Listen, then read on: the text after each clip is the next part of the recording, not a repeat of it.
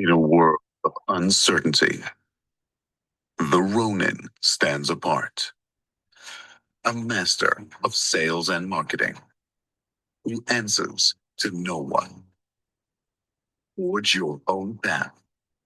Create your own success. 1,000 leaders, 1,000 Ronins. Will you be next? Join the revolution now. Step into mastery at therevenueronin.com. In a world of uncertainty, the Ronin stands apart. A master of sales and marketing who answers to no one. Forge your own path. Create your own success. 1,000 leaders, 1,000 Ronins. Will you be next? Join the revolution now. Step into mastery at therevenueronin.com. All right, welcome, my friends. Welcome to another Startup Circle space here, Sales and Marketing Mastery.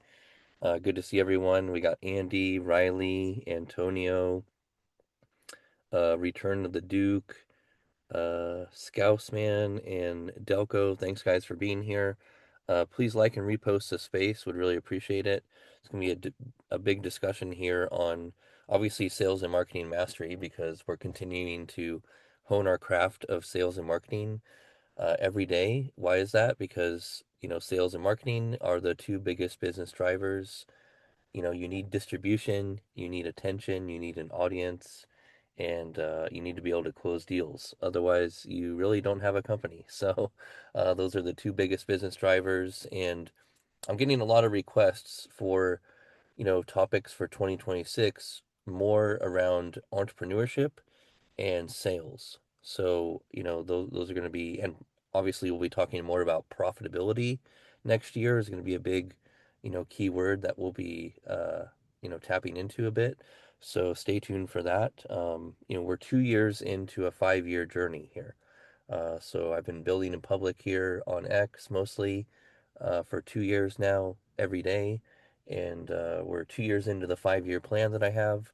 So I appreciate you guys, supporting the journey, supporting the Revenue Ronin movement. It's really a movement. It's about we, it's not me. And so I really appreciate everyone who contributes to supporting the movement.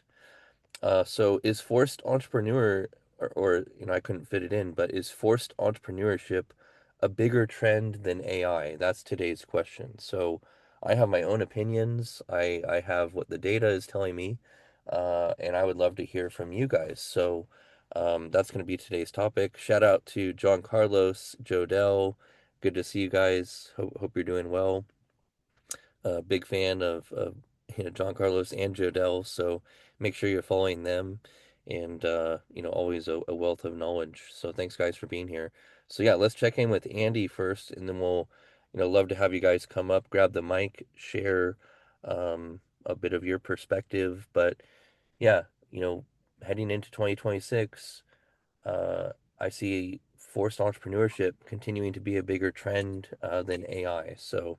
That's just my opinion. But Andy, good morning. Good morning. Do you want the positive uptake view, or do you want the Andy vision for the next 5 to 10 years view?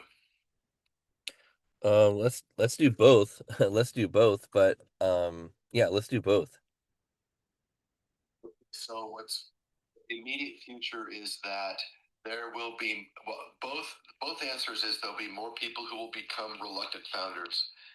They've been trained, they've got their degrees, they're certified, they've got experience, and they won't be able to find a job. And so they'll be forced to create their own business. That's just going to be the way it is.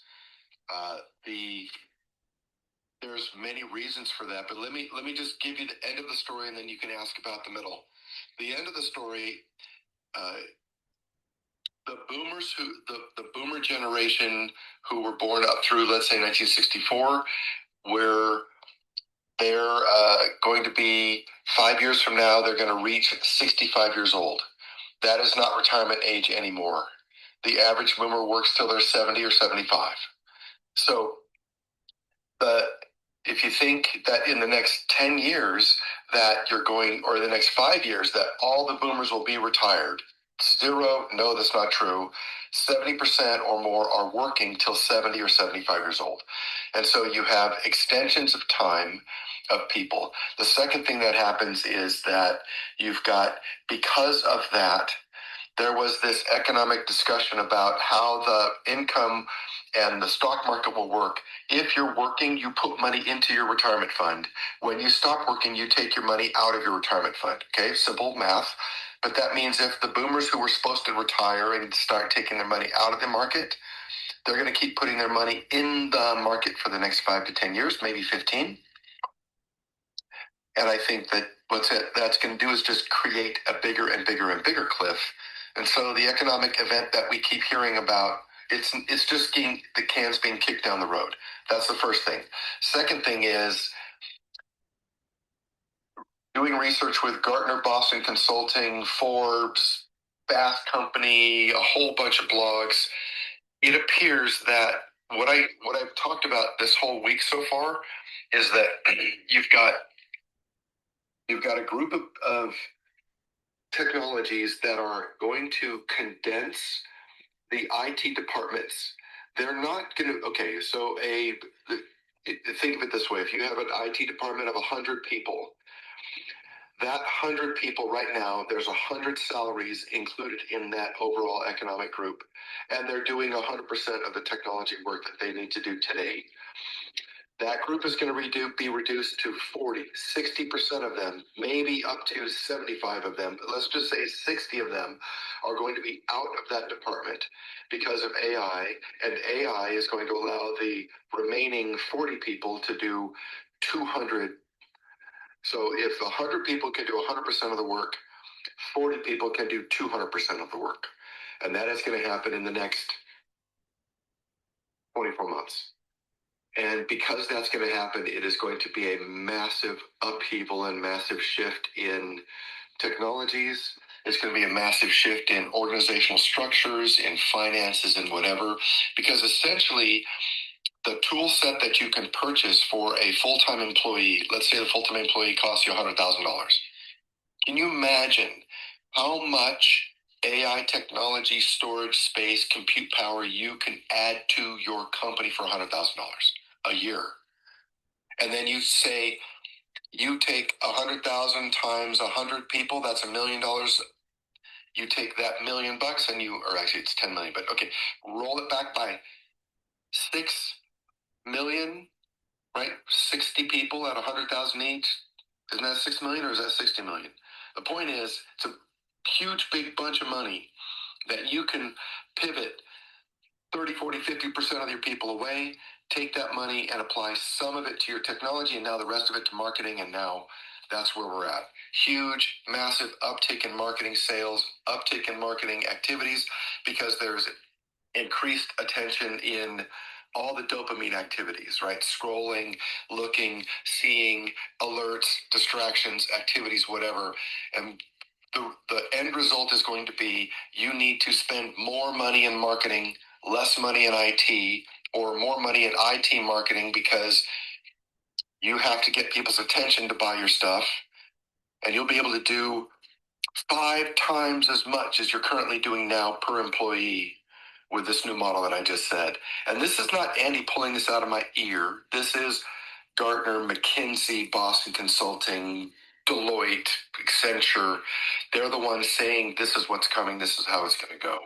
Even Elon was talking about his frustration with Doge. He'd rather not try to fix government. It's so embedded, he can't change it. You have to just uproot it. He'd rather build rockets.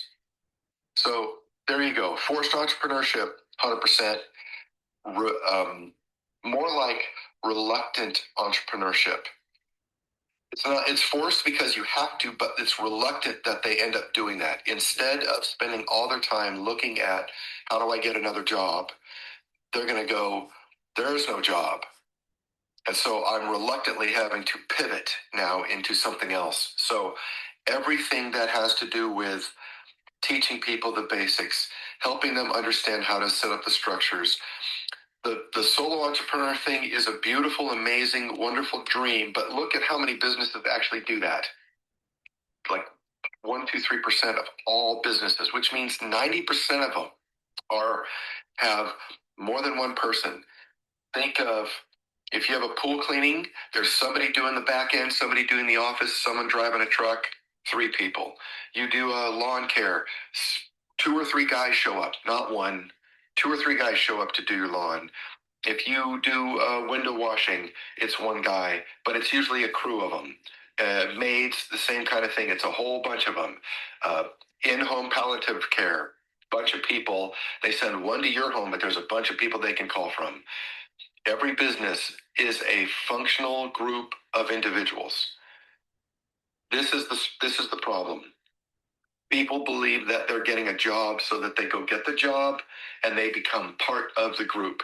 When you get forced into entrepreneurship or have reluctantly forced into entrepreneurship, you have to become how do I build a group of people? And that is a skill set that is not taught. Not taught to everyone, and everyone who's in this situation is going to have to learn that skill. And they have to learn that skill because even though we have this dream of being our own solo monk who makes money and hides in the corner and doesn't have to deal with things, that's just not true. What's true is you have to do it with a small group of people. That is true. And so the pivot between those two is where we are right now in history. And that time in history is going to be massively shaken. You will feel it in the next 24 months. I thought it was 5 years away last year, but the acceleration from last year to this year means it's going to go faster next year. So my ideas I said last year for 5 years, they're going to come true next year or before next Christmas. So yes, more, better, faster. And if you are an average level technology person, you're an analyst, you're a mid-level analyst, you're a beginning programmer, you better uptick your skills now. And you better uptick them with AI immediately. And you better be able to focus on more than one industry sector so that you have a small chance of being part of that constriction that's going to happen between the 100 group and the 40 left over. Okay, I'll give you back the mic. Thanks. Yeah, solid opener, Andy. A lot of a lot of gems there. Yeah, I agree with a lot of things you were saying, and I see the opportunities in boring businesses even more, like you said, pool cleaning, stuff like that. So those types of businesses that, they're like you said, and we talked about yesterday, like that they're not necessarily behind a computer, where, like plumbing, electricians, roofing, those types of things. The one that does delivery, everybody who fixes the truck, everybody who does tires, everybody who provides auto parts, everyone who schedules mapping, everyone who coordinates the boxes, everyone who moves the boxes into the right bin, everybody who loads the trucks, everyone who orders the things, builds the stuff, does the delivery. Everywhere there's a human being picking up, touching, and moving stuff is immune, right? Jodell's businesses, they're not going to be shaken by AI. They're going to be enhanced by it. Her advertising and marketing can be better, but AI is not going to make more fries or more burgers or clean the booths or deliver to the drive-through. It's just not going to happen. Yeah, but my business, running projects for technology to build systems to employ them for large groups of people, instantaneously impacted because the architectures, the structures, the interfaces that we build, that can be done by AI instead of 2 engineers. The AI can go, well, let me map your whole entire system. Let me map all of your data structures. Then it can remember everything all at once and go, oh yeah, well, this piece is over here, that piece over there, do it like this.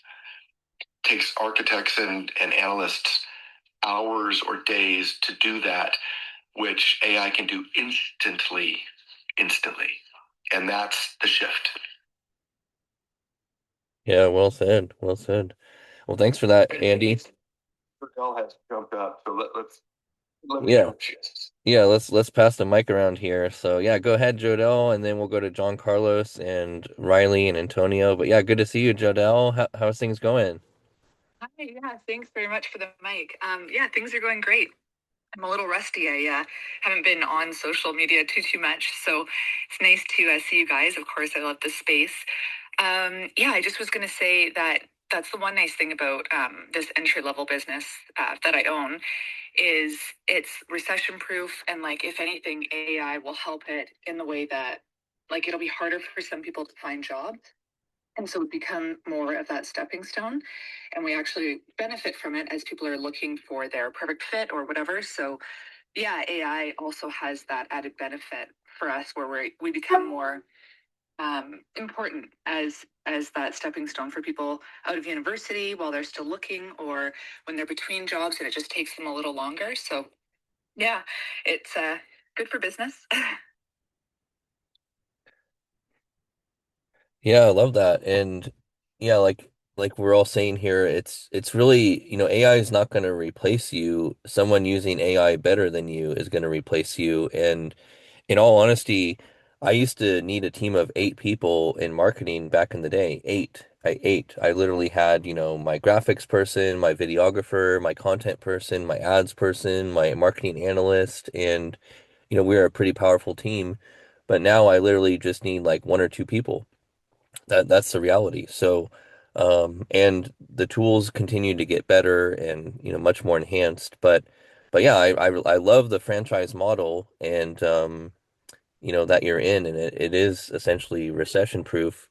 But I'm sure are you guys rolling out some AI stuff to help augment and better enhance the productivity of the team and stuff like that, Jodo?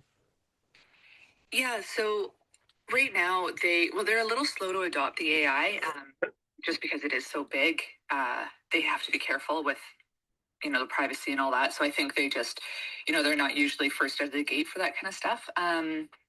But they definitely like those order screens out front and some of the back end stuff where um, you know, using their rewards points and that sort of thing, tracking that is where they would see some AI come into it. But as far as like us boots on the ground, it's really, we just drive it where I think it would fit with my team at the moment.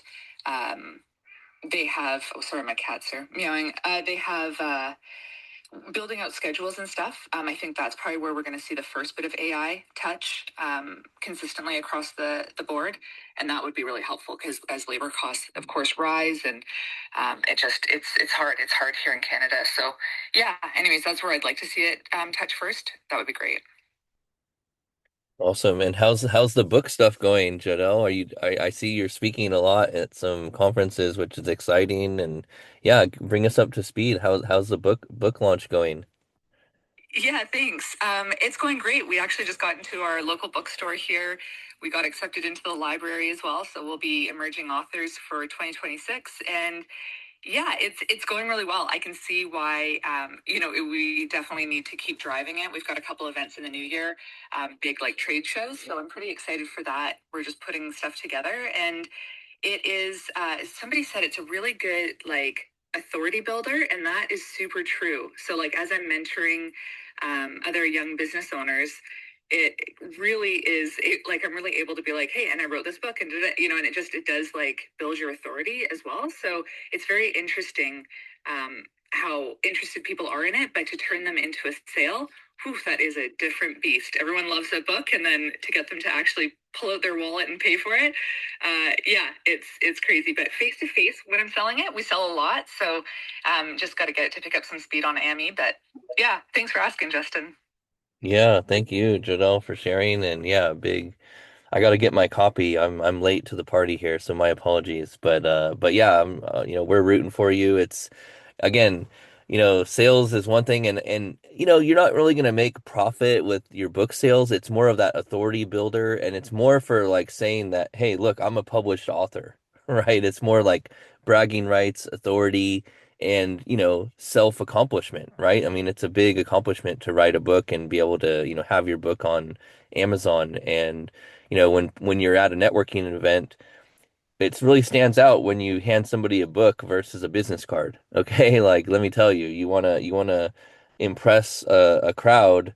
You know, everyone's passing out their business card. And you're like, hey, here's my book. So yeah, there's a lot of great benefits as far as the profit margins. It's not much, but yeah, just keep and you got to stay out there, right? You got to stay out there, visible, and keep pushing it, and find opportunities to do group deals, right? Even some corporate opportunities where it's like, hey, you guys, purchase, 50 books, I'll throw in, X bonus or whatever. That's something that Alex Hermosi does, and also, Gary Vaynerchuk, they do that a lot where they partner with local meetups or uh yeah, local meetup groups, and they're like, yeah, you buy 100 books, I'll come speak, stuff like that. So you got to get creative. You got to get creative with the sales, with the strategies, but it's all about attention and adding value, which your story and what you've been able to accomplish is truly powerful. And I know it's like you have a co-author as well. So but yeah, good stuff, Jodell. If you wouldn't mind, just send me a DM with a link to buy the book so I have that top of mind. So yeah, thank you. I mean, these days my DMs are pretty overwhelming. So I'm gonna have to have my VA help me, or my AI help me keep tabs on all my DMs here. But yeah, good stuff, Jodell. Thanks for checking in. Always a pleasure to connect with you. And we got wow, full room now. So thank you guys for being here. Please like and repost the space. It's a great topic, and we're gonna go to John Carlos now. John Carlos, how's it going, brother? It's going well, man. Definitely good to be here. My son's kind of chilling right now, so I decided to hop up real fast. And also, this is a topic I would love to touch on. But real fast, just a little pro tip. Flow with, they do have the AI browser now. And so if you need help clearing out your DMs, you could have your VA download the browser, and then they will have the assistance of the browser to go through your DMs. And that'll just kind of accelerate the process. I'm happy to show you a little bit about that. Also, I believe you'll probably still be able to find it, but the CEO, Derek Nee, I want to say, he has a video of doing exactly that for his Twitter DM. So anyways, just throwing that out there. On the note of the topic, definitely agree with everything that's been said. I just wanted to offer some caveats here, broken down into 3 different main points. Yes, definitely forced entrepreneurship, however you want to dice it up, it's going to happen, right? For whatever reasons, whether it be economic, whether it be AI, whether it be, people just get tired of laziness. Pick your flavor. But I think it's also going to be a focus on an increase in side hustles. I don't think everybody needs to be an entrepreneur. Yes, will there be a scarcity in work? Will there be a scarcity in, money to go around? Sure, absolutely. But there's never going to be a scarcity of niche ideas that you can bring to market to the people that actually want it. One of my favorite examples is like sewing and creating stuffed animals. Literally, probably not Pokemon because they'll sue the shit out of you, but pick a Beanie Babies, right? You could start sewing Beanie Babies, make them mock up a little bit so you don't, deal with that kind of stuff. And there's a market for that. I promise you. It just depends on whether you enjoy that, whether you want to take the time to put your flavor on that, and whether you want to take the time to find those 100 to 1,000 customers that literally would be happy to buy from you if it had the right thing for them, right? So side hustles, 1,000%. I think that's going to be a bulk of this forced entrepreneurship trend.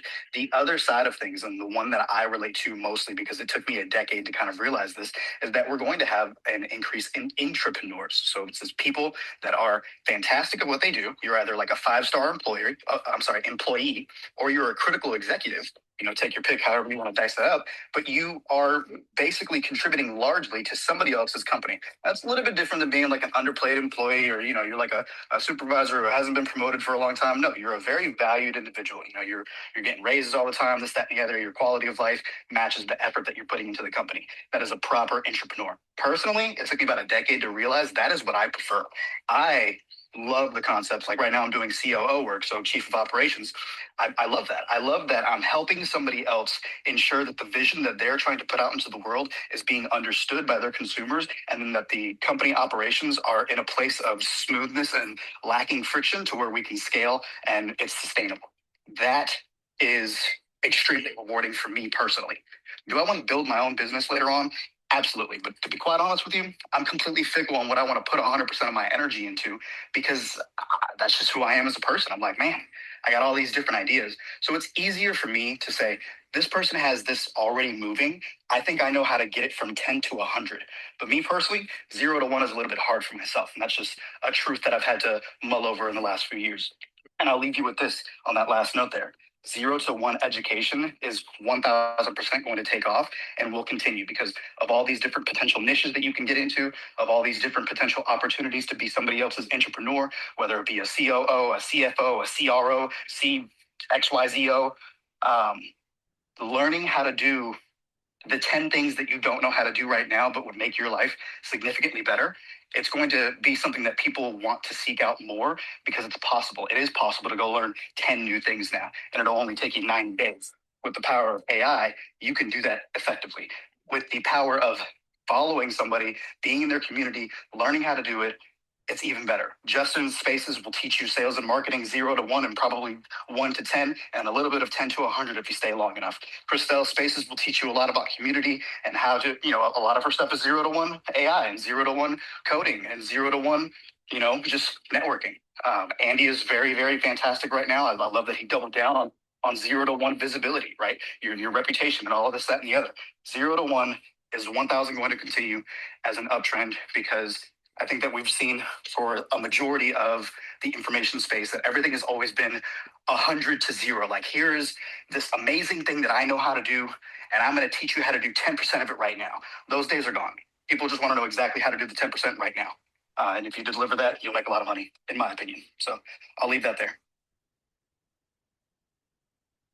Wow, thank you, John Carlos. Man, I've missed your your knowledge drops here, man. Yeah, good stuff. So I'll definitely look into and the flow with browser, and I see that as a big trend right now too. Like the browser wars are really heating up, right? I've been playing around with Strawberry, Perplexity, haven't played around with Flow with yet, but and then now Gemini is overlaid with Chrome. You can interact literally with, your browser now and have it pull up emails for you now. I mean, this is all happening right now. So the browser wars for AI continue to take shape, and so we'll see how that plays out. But there was some security vulnerabilities on the, I think it was Perplexity, that got brought to the forefront, which is why I never, as a pro tip for myself, I never export all my, passwords and bookmarks and authentication from Google Chrome to Perplexity. I didn't do that because I always like to just take a slow crawl, walk, run approach. So that's just my own style, before I go all into something. Some people just, go all in. That's your personal preference. The other thing you hit on, John Carlos, is so there's a fractional COO, and like, those types of fractional, I think, is incredibly powerful and trending right now. I'm part of a fractional CMO group on Facebook, and there's a lot of people that, they were in corporate, they got laid off, and now they're fractional executives, and they're running great businesses now, doing like 150K a year, and they're working 20 hours a week, and they have a couple clients. I mean, that's like a dream life for me, right? I would love to work 20 hours a week, make 150K a year. Like, that'd be great. So I think it's going to continue to be a trend, to your point, like the fractional COOs, the fractional CMOs, like those types of fractional roles are going to continue to be important, because as long as you have the strategic knowledge and the execution intelligence, you're going to be in a sweet spot. I really see that continuing to take shape. So, but yeah, great stuff, John Carlos. And yeah, like the 0 to 1 part, I think the pro tip for everyone is you're always going to have people that are below you, people that are at your level, and people above you. And it's really just meeting people where they're at, right? Meeting people where they're at. There's something to be said about the power of, and this is why a lot of startup people have success, is they design offers for people that and meeting them where they're at. And the operations side of things, if you can really understand like technology and help bridge that gap, you're gonna be you're gonna be in demand, let me tell you. Similar things happening right now with one of my clients where they realize, I have a lot of different skill sets than just running paid ads, right? I can do a lot of different things. So, and they're embracing that, right? They're helping me craft their offers. They're helping me, streamline operations. They're helping me set up project management tools. Like I'm doing a lot of different things for them. And, because that's what I offer as a fractional CMO. I have that skill set. So, just continue to build your skills and find opportunities to John Carlos's point, not necessarily your own thing, but find businesses that you can help advise with your skill sets. That's the sweet spot. And then, as you get some stability, then you could build your side hustle and just don't stop building that and never stop building your personal brand or your email list. So, yeah, good stuff, John Carlos. Really appreciate it. Let's go over to Andy and then Timo. I think the idea of fractional things is going to become more and more and more. You have skill set, you have highly experienced people, you have them in multiple different areas, and you definitely need their expertise, but you don't need a full time. Like, think of it this way. I need a tax advisor. Absolutely. I need a CPA to help me do my taxes and preparation, but I don't need them every day, and I'm not going to hire them full time. I'm going to hire them for when I need them. In the project world, there are 3 phases of a project, roughly. There is the let's get started to figure out what to do phase. There's the build it phase. Then there's the test it, deploy it phase. And those are 3 distinct phases. Typically, they take 3 different types of mentalities and almost 3 different types of teams. And when you get it big enough, you have actually 3 different types of teams. It's kind of like if you're making you're creating content, you have I'm going to create the idea of what I'm going to do, then I'm going to film it, then I'm going to edit it, and those are 3 unique phases. And those same 3 phases apply to everything across whatever business you're in. But those 3 sets of skill sets, those are 3 different things. And what happens is somebody's really good at one and then compensates for the others. I'll give you an example. In the project world, we're going to get a group of people together. We're going to turn them into a team. We're going to make a project. That means we have to establish cadence and relationship. And how do we talk to each other? How do we escalate? How do we communicate? Where's the stuff? Where does it go? And you have to build this whole thing that gets it moving. Then you have the construction phase. We're building, we're doing all this stuff. And then we're done constructing. We stop constructing and we start testing. And sometimes we overlap those, but you start testing and you go back and fix. So you test it, you fix, you test it, you fix, you test it, you fix. Those are different mindsets, and they take a different type of leadership style. And then you deploy it and you deliver it to everybody else. That's a whole different style of things. Each one of those phases in the project world or in the creation world or in the delivery world, those are now separate business models, and those are all separate entities that you can hire. You can hire writers, then you can hire production people, then you can hire marketing and delivery people, right? Depending on the scale. But we have a tendency to think we can do all of that ourselves, but you have to segment those activities. My point is, if you're an expert in any one of them, you now can focus doing that one fractional activity for a whole bunch of people instead of trying to do all of the things for you. So to John Carlos's point and to Justin's point, fractional marketing officers are going to rise.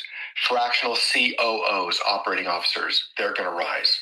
Even maybe, financial officers for sure, controllers for sure. How they manage those kind of things, absolutely, those are all critical. CEOs, maybe not, but breaking leadership into chunks is definitely going to be a trend. it's also going to have some significant challenges along the way. But that's the, that's not the 0 to 1 problem. That's the from 50 to 80 problem. We'll deal with that when we get there. Yeah. Yeah. Well said, Andy. All right. Well, yeah, let's go over to Timo and then welcome to the stage Yvonne and Riley and Jim. Great to have you guys here. Would love to hear from you guys, your perspectives. And yeah, thank you for that, Andy and John Carlos. Yeah, let's jump over to Timo. Timo, how's it going? Hey. Enjoying the darkness of November reaching out to December. And had a super busy day. Had to go out for some lunch type of meetings into the city side. This beautiful day, and yeah. So, but to the question and to the title, yeah. Well, I don't think fourth entrepreneurship is maybe not going to be a trend, but more like a necessity. Whether you want to call that a trend or not is kind of up to the person who is thinking about it. Here, locally, the job market is just pretty much down the drain. I think we're the second most unemployed country in Europe after or in the EU after Spain. So we just joined the 10% club. It's like 10.3%. Spain is 10.5%. So yeah, a lot of people are losing jobs. AI is one thing to blame. And I don't know, there's a lot of reforming of things, and the utopia is taking a hit at the moment, but let's see how and if we ride it out. The opportunity to start businesses is better than ever, so it's now up to the system and the people if they actually take the bait and start a business. The problem is here in social welfare state type of thing is that if you lose your job, you pretty much have a nice 18 months worth of almost full salary coming in. So a lot of people go and study some more and lazily apply and never take a job below their pay grade or educational level. So especially in high academia, there's an issue with like people getting their education for stuff that was maybe hot 10 years ago that still is somehow sitting in the curriculum, and they end up just joining the unemployed with a master's degree. And then they have to recalibrate because nobody's going to need like hundreds or thousands of history master degree people. A couple of schools are not going to need hundreds of those.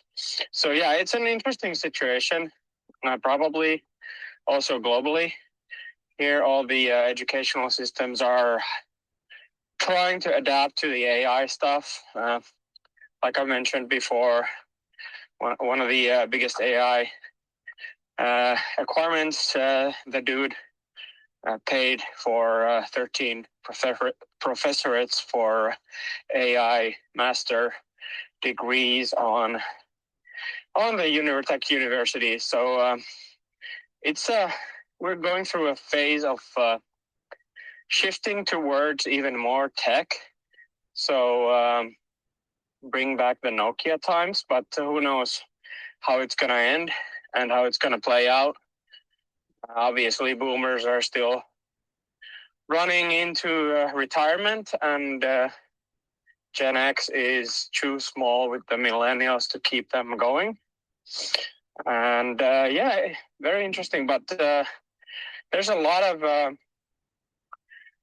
innovation, a lot of, especially where I live in Espoo, there's a lot of tech startups popping up. So the Slush Festival, aka a big startup event, was pretty packed. So things are definitely cooking. AI stuff is happening. There's a big GPU farm built in the northern part of the country where it's basically getting all the environment is cooling it down. It's getting like cold water to the GPU farm from the nearby river. The data centers that they build here are heating the city district heating system. So there's a lot of innovation going on, and but I think still we need a couple of big like breakthroughs. Maybe startups are not going to solve the problems, but they're at least going to help. So I really do hope that the current EU policies will be better for startups in the future. At least they're not kind of stripping down the hardest of the AI acts and whatnot. But who knows what's going to happen? Interesting time to see. But yeah, I wouldn't call it a trend, but more of a necessity. What's going to happen with this forced entrepreneurship stuff? Yeah, thanks, Timo, for the contribution.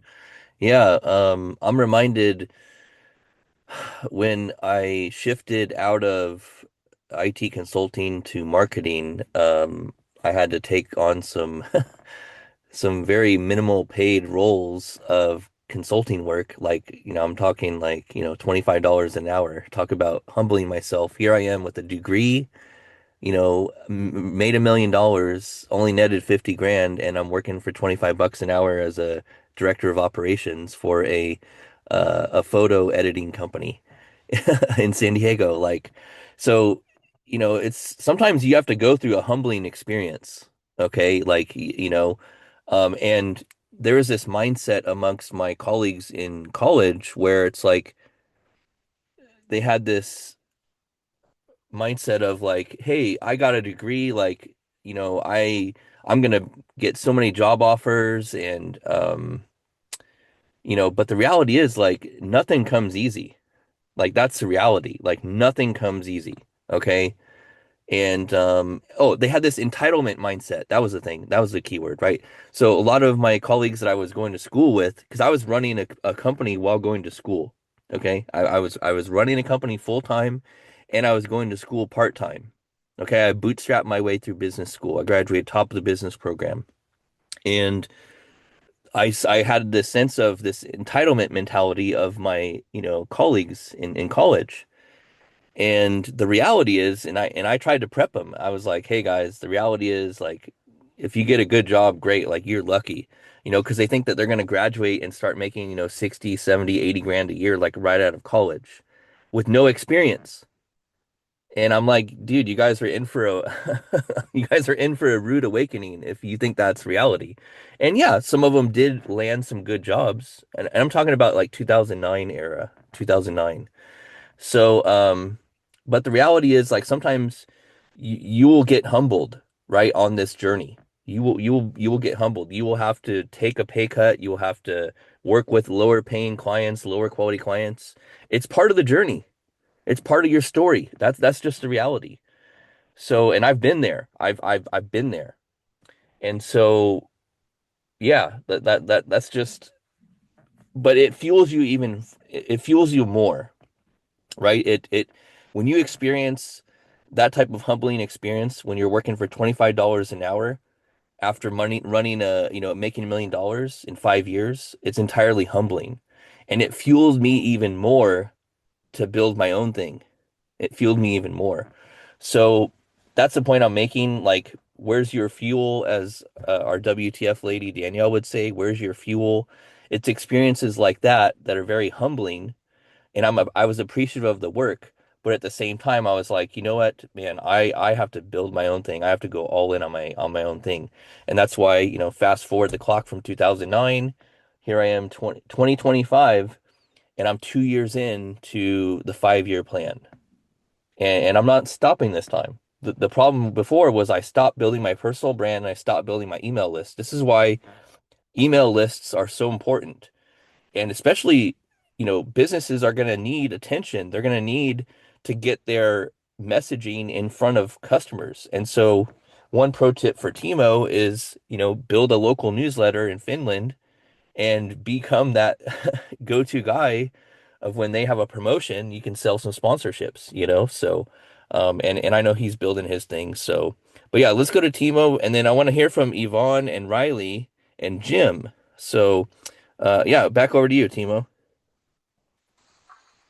Yeah, yeah, you hit many good points, and I think there's I think there's two couple of big problems. Is that uh, whom I now call the normies, they are just totally clueless what's gonna hit them in like a year or two. So there's a lot of that cognitive dissonance and all that living in denial and like academic entitlement on, especially on knowledge workers. It's just like, unless you're like highly niched into whatever you are, like if you are the best person in the country who knows how, let's say, your something like specific, like your nuclear power plants cooling pipelines are doing. That's AI cannot help you with that. But other than that, if it's just like a knowledge worker stuff, there's gonna be a lot of pain with that type of academic future for job market, because it's just like you always said, it's the applied knowledge. Knowledge is not a thing anymore. There's no gatekeeping on knowing this and that, because pretty much any AI can just spit out the basics. But how you can apply that knowledge to a specific type of job, that's the key. And taking action and like now is the worst time to stop learning new things. So definitely you think you're safe. Even I don't feel safe anymore. I'm building a software that's gonna make me unemployed and not needed. So it's kind of like shooting myself in the foot at the same time. So who knows what's going to happen in 10 years when the entire thing is fully functional and running the entire organization. But yeah, it's going to be interesting. It's not going to take 10 years, and you know that. Take a while. But yeah, the things might come faster, but the government bureaucracy here in a year, come on, it's going to take 100 years. Yeah, the banks and the corporate entities will change, and then the government will lag behind as usual. Yeah, and that's why, I'm pumped that you're building your own thing, Timo, and yeah, you've come a long way on this journey with me here, and yeah, like now is not the time to let up. Okay, like now is definitely not the time to let up. Like you got to lean in even more on your own thing, your email list building, but don't forget that, AI is not buying stuff, like people buy stuff, right? This is why, building an audience, building a personal brand, really critical. Everyone is now becoming an influencer. I mean, literally, like you can, take Jim's advice. You can go onto TikTok and post like 10 to 20 videos a day. And within like 90 days or even 6 months,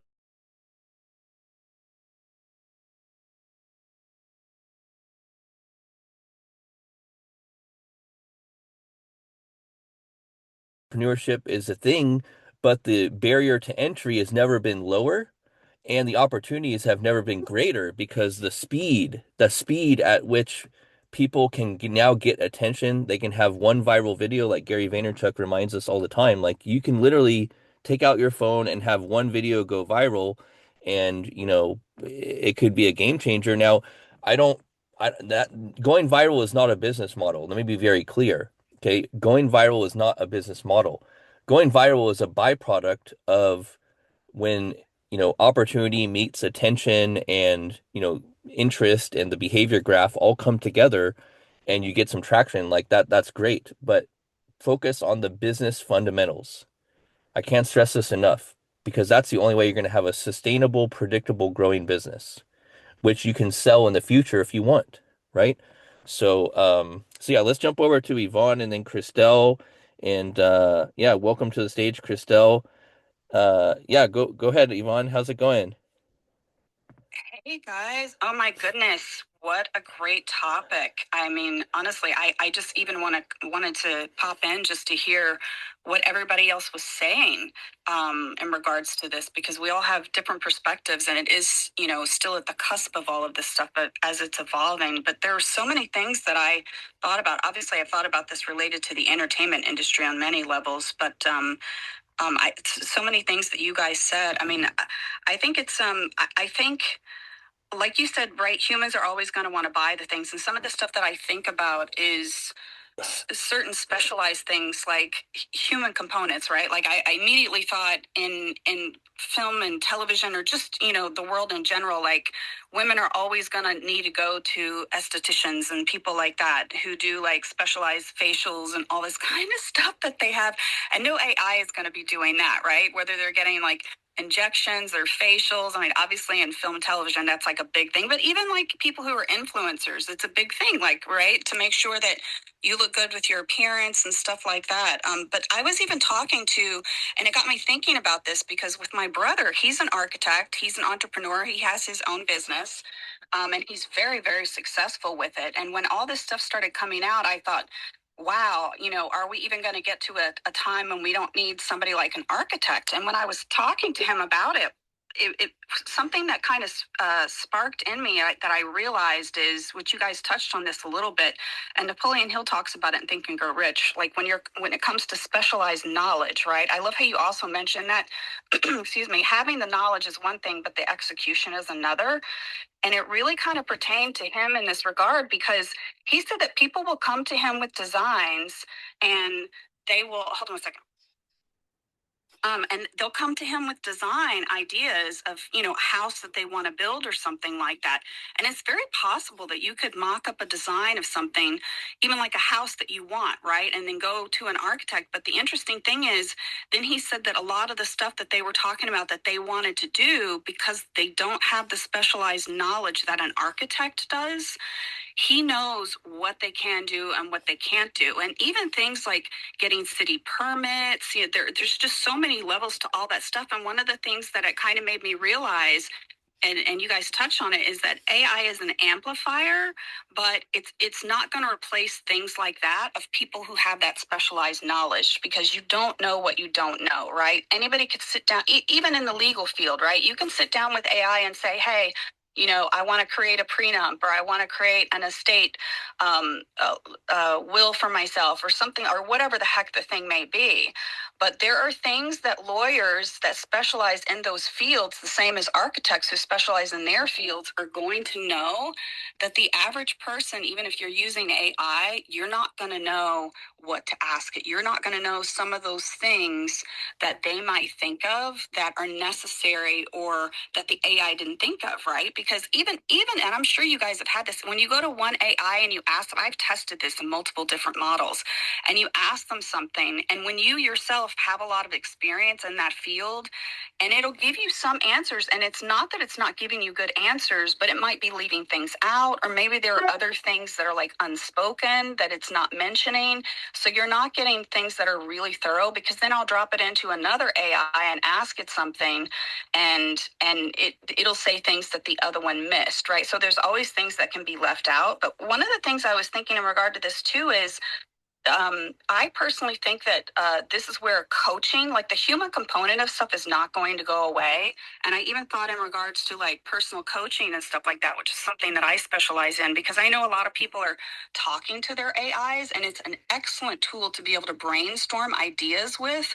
But even say if you were going through some situation, and maybe it's a personal relationship and you don't quite know how to handle it or something, or it's a health issue or anything like that, right? And I've had people and friends of mine where they're like, oh, I'm going to go to my AI, I'm going to talk to my AI and see if I can figure this out and how to solve this human component personal relationship problem, or how I'm responding. And the thing that I kind of feel is the saving grace of humanity when it comes to this stuff is humans are always going to want to get a response from other humans. Even if you get something from AI, you're still going to want to get that feedback and that personal connection with a human being and want to hear their opinion related to that stuff. And I think that like remembering that actually kind of calms me down a little bit when I do start to have a little bit of anxiety with the AI stuff going on. And then another thing about that too is, not everybody wants to be an entrepreneur. Like I forget that, we forget that, because we love doing so many different things and we're kind of go-getters and stuff. But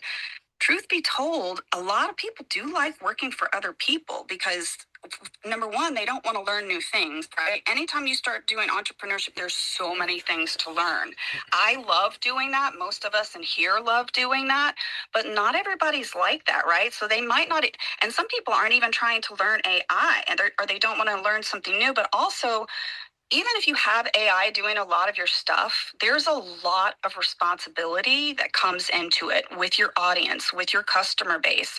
Like even if you have things on autopilot, there's still where the responsibility of keeping up with that stuff and making sure that you have the human component in regards to like marketing and stuff like that. I think marketing, like even more and more people are going to learn marketing and need to learn marketing, because that's one thing where you have, like I said, the human component that comes in. I mean, look how rapidly media is changing. Social media has changed media forever. Like influencers on the rise. It's definitely been a disruption in Hollywood. There are people who are getting famous, who are getting rich, which who are well known and stuff like that, which we never had that before, right? Even before AI, but now they have that more available to themselves to be able to do that kind of stuff. But coming back to the specialized knowledge and yeah, I don't know. There's just so many too. And I love what you said about viral, right? Like viral is a fact right there. Everybody's like, oh, I want to go viral. Oh, I want to go viral. But again, this comes back to kind of like the responsibility. Like just because I've gone viral multiple times on the platform. Like I've had, one thing that had over like 8 million views, one of my songs or something else that had like over 4 million views and stuff. And these are the kind of things that you kind of learn the hard knocks. And it kind of comes back to, again, you don't necessarily know what you don't know, because just because those things went viral didn't mean that all of a sudden now, I'm famous or something like that, right? And also, then you got to keep it up, right? You got to have, that's why it's so important to have the newsletter, the personal branding, and all these other components, because it's not a one hit it and quit it. And that's the thing that entrepreneurship is all about. And even people in Hollywood, like they forget that. They think, oh, I'm going to get this one pilot. I remember when I was younger in New York, and I'll wrap up with this. And I used to think, oh my God, it was like such a big thing that once you get a pilot and then you start making like a huge chunk of change, which at that time I thought $60,000 for a pilot was a lot of money. Because for me at that time, being younger and stuff, it really was. But the thing is that after you do the pilot, that doesn't mean the pilot's going to take off. That doesn't mean it's going to get picked up for another season. Even when you're doing like a show like that or something, the team behind that show, or the studio that's producing that show, has to test it in the market, has to see if the audience like it, and you don't ever know if it's going to hit. You can even have a big star, and a lot of times even big stars have been in things like that, and there's just this unknown thing that happens even with a film or something, where you don't really know if it's going to end up being a hit or not, right? And they think that all of a sudden, oh my God, I got this pilot, now I've made it, right? Like now I'm a name or something like that. And that was a really hard and valuable lesson that I learned working directly in Hollywood, because I had thought that when I was in New York before I actually moved to Hollywood. And then I realized, oh, it's not just that one particular thing. And even if someone is famous, like the Oscar-winning actress that I worked with, she kind of like pounded that home with me, realizing working with her side by side, because she was still having to drive the bus, so to speak, right? Even though she had the big agents and she had the big manager, she freaking was an Oscar-winning actress. And I remember sitting thinking, because she was still even auditioning for things, but she herself still had to be the driving force and the driving bus behind making sure that the agent and the manager were still out there pitching her for certain things, or making sure that she was driving the direction of certain projects that she wanted to have, right? And that was such an eye-opener for me. And I just think that, again, not everybody wants that responsibility. And lastly, I'll say, even when I was visiting down in Louisiana, it was absolutely shocking to me, you guys. Local businesses, and they don't even have a freaking Yelp page. I mean, there is such a huge like dynamic where I was like, how did these people not? And I saw so many things. I'm like, oh my God, if you guys just did this with videos, or if you had a Yelp page or anything like that, you could have so much more discoverability. Like you could make so much more money. But the thing is, they're just kind of small town laid back people, and they don't have that kind of hunger or that drive to really be bigger. And part of that, I also think, is the obstacle of having to learn something new. And that's why I love hanging out with you guys in these spaces, because we're taking on that AI. We know it's coming, so we're ahead of the curve with that stuff. I just still think the human component of some of those things, there are going to be the winners, and then there's still going to be the people that aren't going to want to go that extra mile, that are just going to be the worker bees, and that's fine. Wow, thank you, Yvonne. Man, a lot of lot of gold in there. I'll just hit on a couple points you made. So thank you for the contribution. Always a pleasure to have you here, Yvonne, and your wisdom. So as far as the not everyone's an entrepreneur, I agree with that. Like some people, they like to be told exactly, hey, here's the project, here's what I need you to do, and that's their zone of genius, right? And so there's really a big distinction between people management and project management, right? So one of the skill sets you really have to develop is your leadership, being able to manage people and versus a project, and really your influence. This is what I'm re-listening to John Maxwell's book on CD actually in my car. Go figure, John Maxwell's book called 360-Degree Leader. Okay, it's a great book. I did a book report on it in college, and I'm re-listening to it. Why? Because you have influence at any area that you are in the organization, you have influence. And so it's a good reminder. But the point is, some people aren't made to be entrepreneurs, but at the same time, and we talked about it the other day, there may come a time where you will be forced to become an entrepreneur. You have to provide for your family. So, and I see that as continuing to be a trend. And so that's why we're in these spaces where success occurs when opportunity meets preparation. So we want to make sure we're prepared before we're in a situation where, oh shoot, you don't want to be, you don't want to be caught. You want to be prepared. This is why the greats were so great, like Michael Jordan and Kobe and all those greats, is because they were prepared. So yeah, I think you made some great points there, Yvonne. Really appreciate the contribution.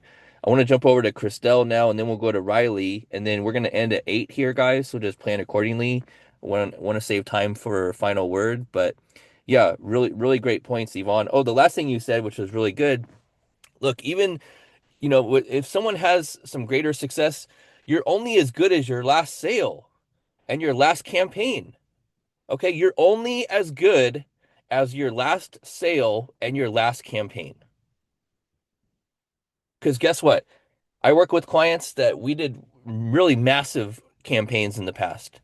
Now Not so much. Why? Because things have changed. You have to adapt. Like, yes, people still buy and there's psychology behind that, but you're really only as good as your last campaign. And just because something's working now, don't think that it's going to have sustainable growth forever because things change, especially relating to uh, attention and buyer personas and fill in the blank. I can go down that whole rabbit hole. But the point is, that's why you have to stay sharp. That's why you have to continue to hone your craft and be a lifelong student and nail the fundamentals. Absolutely critical. So, okay, over to you, Christelle. How's it going? So good, and I love that Yvonne's here. And I see Jodell is here and Cindy. We have some awesome ladies in the space. Hi, Andy, Timo, Justin, everybody, Jim, John, Carlos, Riley. So, okay, two things. I'll put them in two different buckets. One, influencers are absolutely changing because, like Timo was saying, knowledge is accessible to everyone, right? So no longer are people going to be super impressed by what someone knows. It's going to be more about how they're using that knowledge, how they're implementing that knowledge, and how they're serving other people and solving problems with that knowledge. So this is really why I started the EduCreator community a couple years ago. The vision is that the influencers of the future, and we're seeing this now, are EduCreators. They're people who are, yes, creating content, but they're teaching other people how to do what they've learned how to do. Those are the people. It's not about knowledge attainment anymore. It's about sharing the knowledge and how you're doing it. Are you doing it through beautiful videos? Are you doing it through hosting spaces? Are you doing it through selling courses? There's so many different ways. And I feel very No, I don't feel I feel blessed. So it happens when you nurse for as long as I do, it just comes out. But I feel very blessed, that I live in a time that I can be a teacher during these times, because with AI, I don't have to come up with the curriculum. I don't have to come up with all of the lesson plans and all of the things that, a great teacher is able to do. Instead, my job can be, I love the delayed space reaction. So I see Jodell like laughing late. Anyways, I can be the one that helps people use AI to acquire the knowledge and then do something with it. So then that goes to the second thing, which is force entrepreneur. I've said this before, it's a spicy take, but I do believe everyone's meant to be an entrepreneur, even if they don't ever live up to that standard during their life.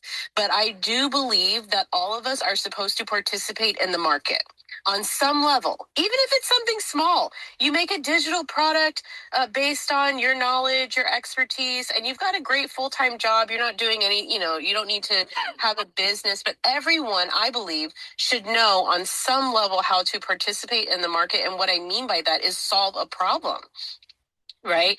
And so finally, with AI, a lot of times I'm using AI to replace myself. So I just created this newsletter app to basically replicate the process that I do with my clients, right? By interviewing and then turning it into content. So I'm using AI to replace the tasks that I'm doing, or even my virtual assistants are doing. And the more and more I do that, I get to the creative side of who I am.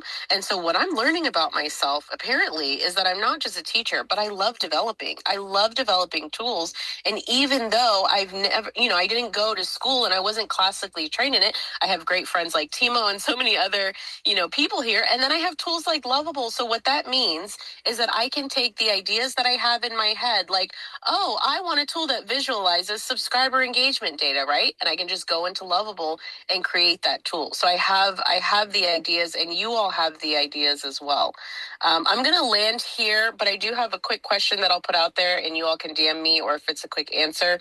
Is there anything bad about deleting 500 subscribers at a time? That's my quick question, if there's a quick answer. Yeah, I'm gonna let Andy answer that one because he's got a good strategy right now. Or do you want to default to me, Andy? Subscribers on what? Beehive? On Beehive, is it okay to just delete bulk subscribers, like 500? You can. The better now, is it delete them because they're not responding, delete them because you want them off, or delete them because you just want to move them somewhere else? I could move them somewhere else. I have the list. I did save the list, but I want to take them off my main AI for EduCreator newsletter because they're not engaging enough or at all. Well, you can just, if you have their contact information captured somewhere else. I just want to make sure it's not going to be like a red flag to the system. No, you know what I mean? no, there's no red flags. All that really happens is that you end up with, and we'll go to Timo because he knows more about this. But when you send an email, let's say you have 1,000 subscribers and 500 people respond. If you take the 500 people off and you send it again, all 500 responds. Your engagement rate goes up. But let's go to Timo real quick. He knows more about this. I don't think there's going to be any penalty. I didn't do 500, but I kicked out roughly about 80 people just the other week out of 600. So more than 10%. So what I did, you can build the automation that then takes care of that in the future. But you can build the automation and then... Well, I've got it automated with this Lovable tool. It just goes and finds the information with the API and then gives you the CSV file. Yeah, but you can natively do it on Beehive too.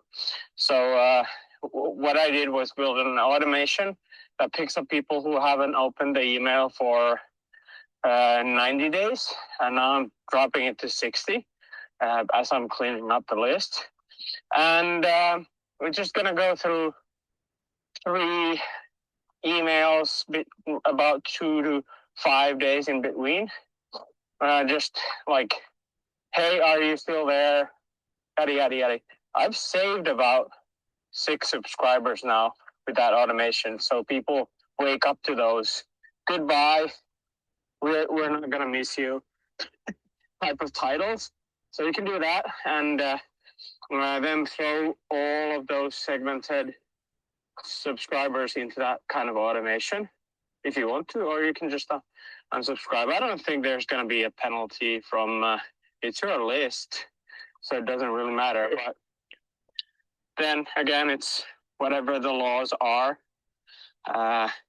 Here, if you do that, you're not allowed to engage with those emails ever again anymore within that context. So yeah, there's always that, but check your local laws.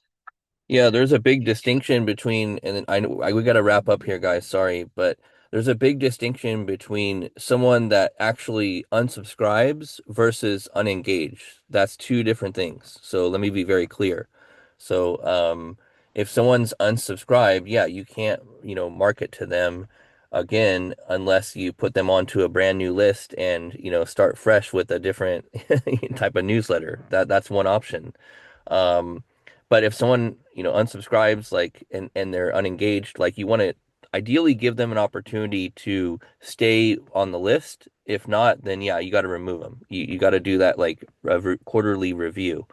I've been an email marketing manager on and off for 15 years. So, so feel free to message me if you have any additional questions, but I think we hashed that out for you, Christelle. And Kong, I see you here. We're wrapping up here, so my apologies. I can't get you on stage, so come back tomorrow.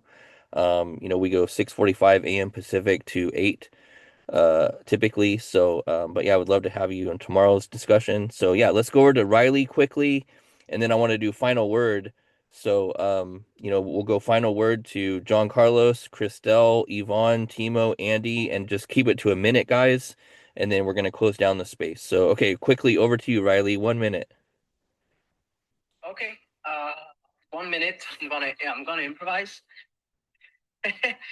Everyone who's listening to me right now and you have access to your phone or your computer, I would like you to click on the message button on this chat and answer the following question.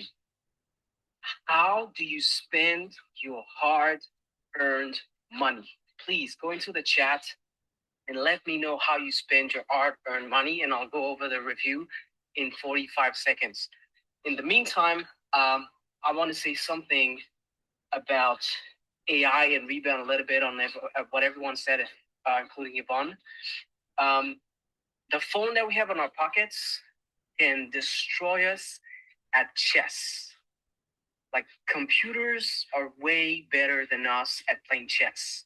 But here's the thing. The vast majority of human beings spend their money and attention watching two humans play chess. Very few people, not to say nobody, spend money and attention watching two AIs competing at chance against each other.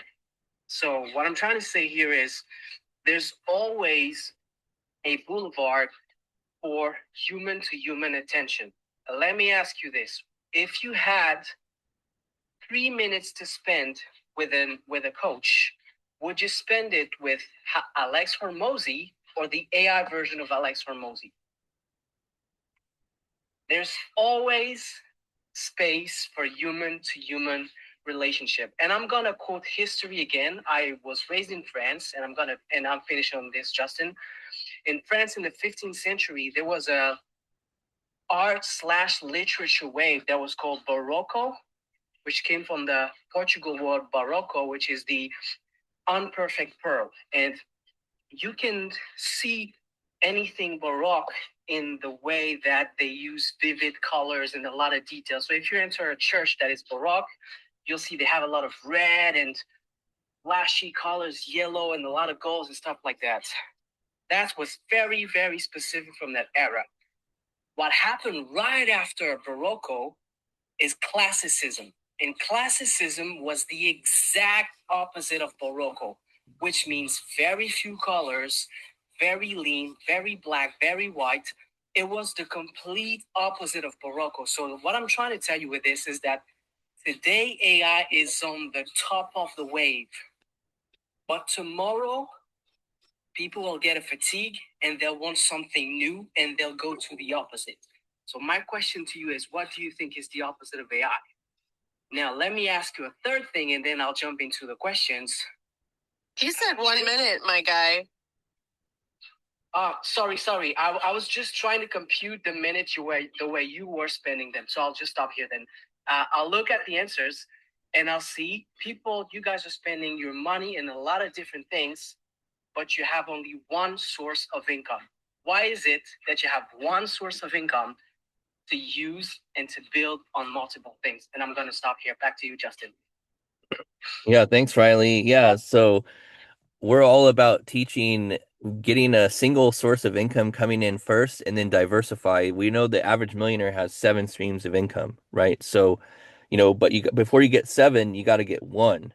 And then from 1 to 2 and then 2 to 3. So, that's my strategic approach. And yeah, I love what you said there. I'm sorry we're out of time here, but really appreciate the contribution. Please come back tomorrow.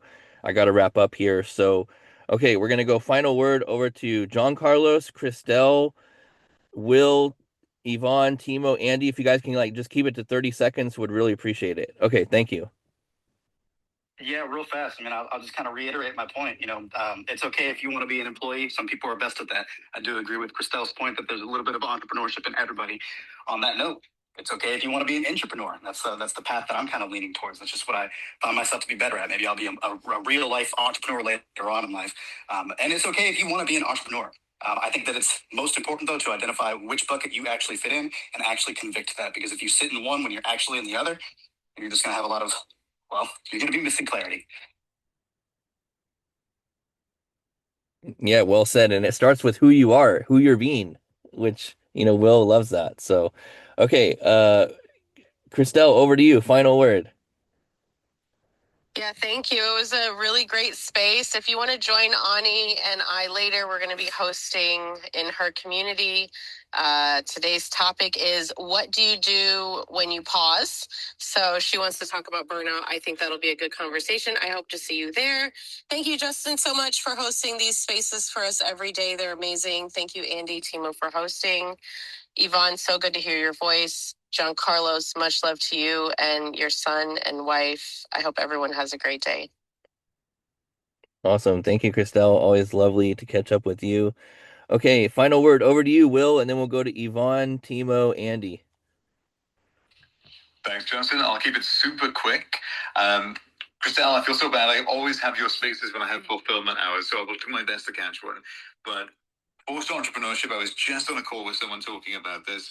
Is it a bigger trend than AI? It's a bigger impact than AI in terms of personal, individual experience, because AI is like word processors. It's already here and we ain't going backwards. But doing what you want to do is victory. Entrepreneurship, not going to be for everyone, but if you can choose a lane that is aligned with you and you are living the life of your choice, that is the victory, not necessarily building the biggest top line. So that's my thought, Justin. We'll have to leave it there, but I hope to catch tomorrow's space. Yeah, thanks, Will. Thanks for tapping in, Ronin. And yeah, let's go to Yvonne. Final word. Ooh, yeah. I'm just going to say, reminder to everybody, wherever you're at, just start.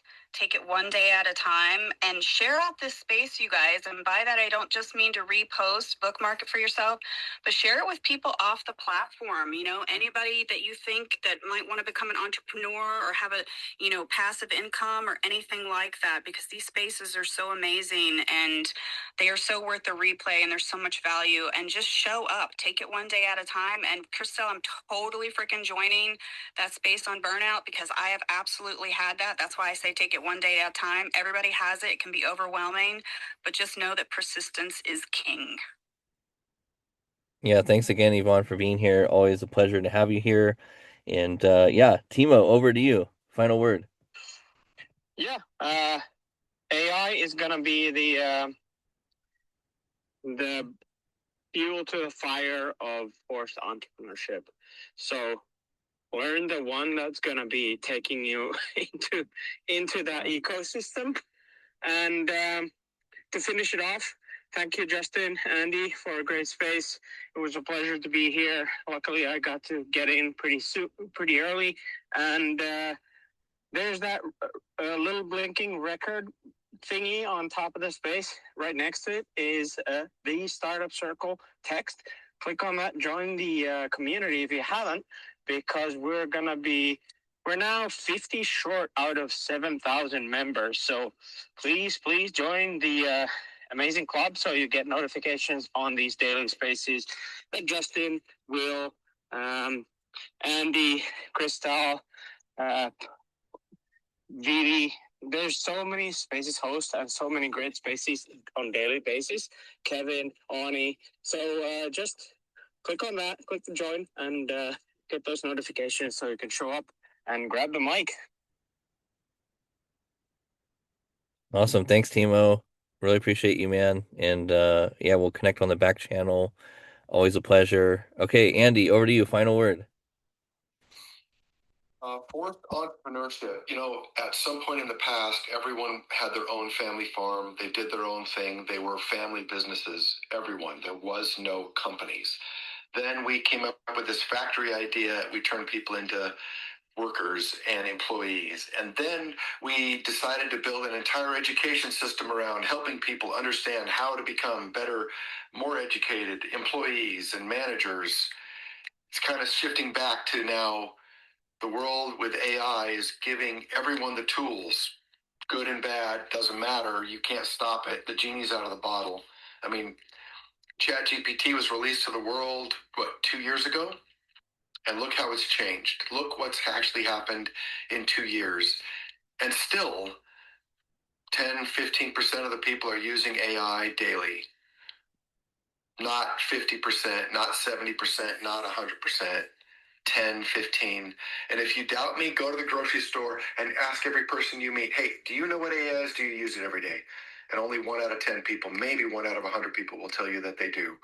So it's not everywhere. Just because we're in this space and we're of a like mind and we're of the right thinking or the same, not right, but the same thinking, doesn't mean the world is. We're on the tip of the spear. We're on the front edge of the supersonic airplane, breaking the air so the rest of the world can come supersonic behind us. Just remember, that's where you are. That's where we are in the world. That's where we are in humanity. That's where we are in history. It's okay. Everyone else will come along with whatever the things that end up happening. We don't know that future. We don't know for sure exactly what it is, but we know it's not what it was. And so for me, I'm willing to go ahead and, poke the edge of the future to see where it goes. What part is squishy and what part is solid? If it's squishy, I'm going to keep poking and keep going down that road. Maybe it's a good road. Maybe it's not. Doesn't matter. I can't stay where I am or I'll drown. Keep swimming. Keep swimming. I love that.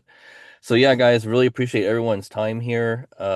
Forced entrepreneurship, it's here.